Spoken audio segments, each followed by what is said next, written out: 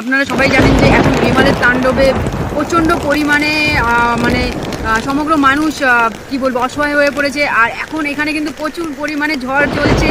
তো আমাদের ক্যানিং বেদবেরিয়া কি হচ্ছে সেটা আমরা জেনে নেব। আমাদের সঙ্গে রয়েছে আমাদের রিপোর্টার দাদা শুভদীপ মজুমদার। তো শুভদীপের কাছ থেকে আমরা এখন সমস্ত কিছু জেনে নেব।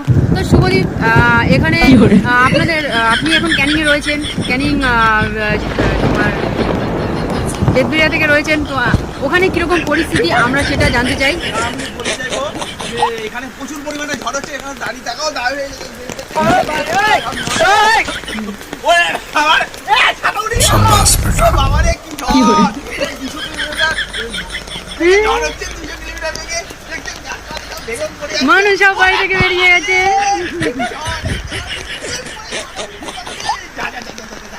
দেখছেন ঘর বাড়ি ঘুরে পড়ে যাচ্ছে। এসব মানুষ ওই রাস্তা দিয়ে চলে